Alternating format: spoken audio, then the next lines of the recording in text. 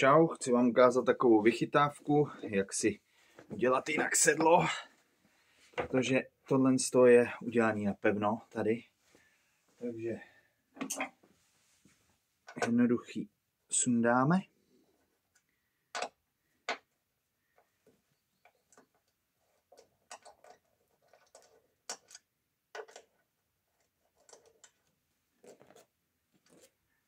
Šrouby. Tady si to musíme oddělat. Vyhřívaná sedačka.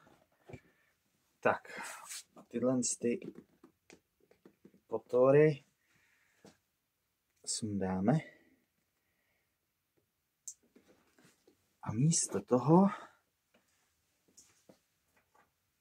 musíte si koupit jiný šrouby, protože tohle má jinou hlavičku a tohle má širší. Takže musíte koupit trošku jiný, aby vám to pasovalo. Teď dáme jeden šroub.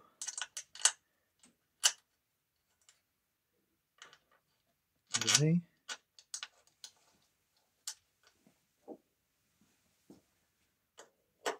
Dotáhneme.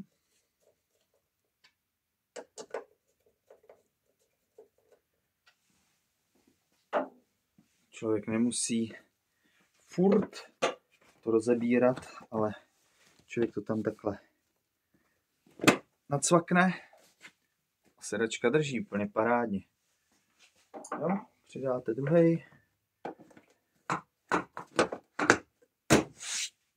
Tada! A je to. A nemusím to furt odšroubovávat, stačí vyndat, vyškubnout a mám venku sedačku.